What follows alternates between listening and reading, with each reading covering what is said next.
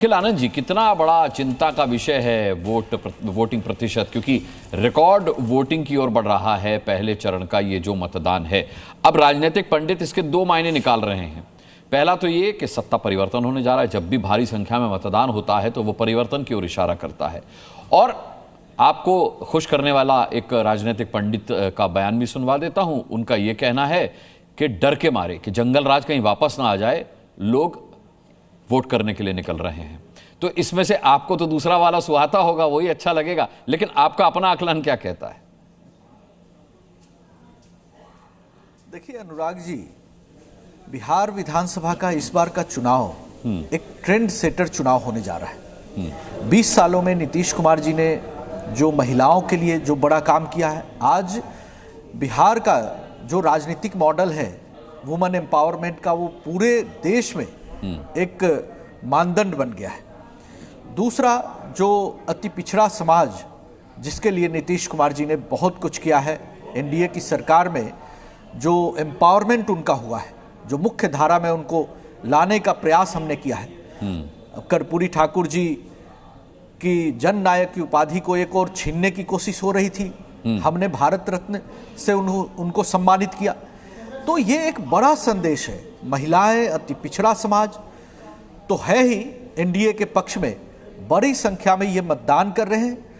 और एक फियर साइकोसिस है, अच्छा। एक भयाक्रांत स्थिति है कि आरजेडी की अगर पुनर्वापसी होती है तो फिर क्या होगा। मतलब संभावना है आपको, आशंका है आपको इस बात की? शासनकाल की स्थिति वापस आएगी जी। आम लोगों में ये चिंताएं हैं। आप कहीं भी जाएं, घूमें, और जिस तरीके से जो 125 अगर बीजेपी के प्रवक्ता ये कह रहे हैं कि अगर आरजेडी की वापसी हुई तो इसका बड़ा मायना है। नहीं, ये लोगों के अंदर ये फियर साइकोसिस है। People are gripped with fear साइकोसिस। तो वो डरे हुए लोग हैं।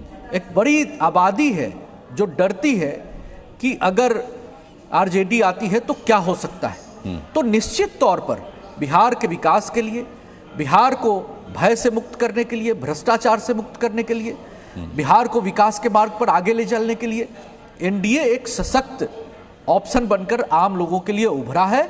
और हमने जो क्रेडिबिलिटी इंश्योर की है प्रधानमंत्री नरेंद्र मोदी जी के शासनकाल में, नीतीश कुमार जी के शासनकाल में, उस पर एक मुहर लगाने का काम इस चुनाव में होगा।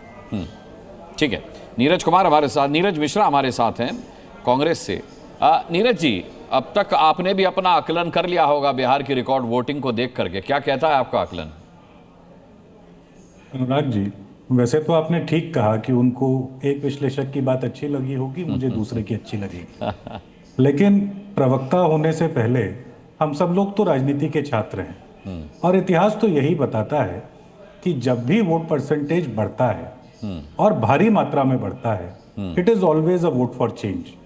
और सबसे बड़ी बात क्या है, इस बार का चुनाव विशेष इसलिए था कि छठ, दुर्गा पूजा, दिवाली की छुट्टियों में बहुत सारे जो प्रवासी बिहार के लोग थे वो बिहार गए, और उनको राजनीतिक दलों ने ये मोटिवेट किया कि आप रुकिए और वोट देकर जाइए। क्योंकि सबसे ज्यादा निकम्मी सरकार का जो दंश है वो इन्हीं परिवारों ने झेला, जो अपने घर से 1000-2000 किलोमीटर दूर जाकर आज दूसरे शहर में एज एलियंस काम करते हैं, क्योंकि वो शहर भी उसको नहीं अपनाता। और जब गांव जाता है तो गांव का आदमी भी यही सवाल पूछता है कि गए तो थे शहर में।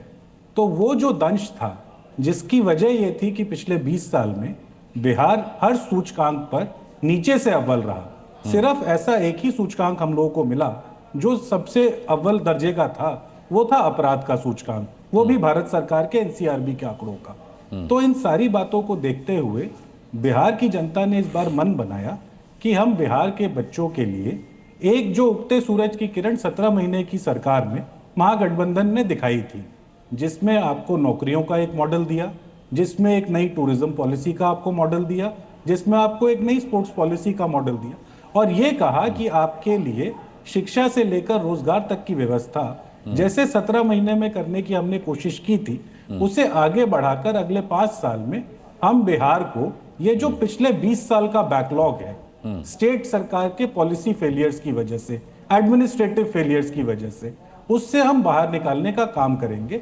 और हमारा फीडबैक हमें यही बता रहा है कि हमारा मैसेज जो है वो पेनिट्रेट कर गया। उसकी एक बड़ी वजह अनुराग जी मैं बता के बस अपनी बात खत्म करूंगा।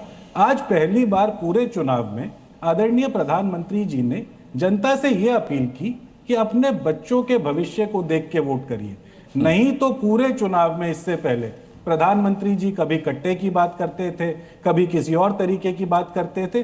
वो एक पोलराइजिंग सिचुएशन बनाना चाहते थे। लेकिन क्योंकि बिहार की जनता ने मैसेज क्लियर किया कि 20 साल से तो ठग लिया है, अब ठगने नहीं देंगे, आप विकास की बात कर लीजिए, अगर आपकी बात अच्छी लगेगी तो हम मौका देने का सोचेंगे, पर वो अच्छी लग नहीं रही। ठीक है।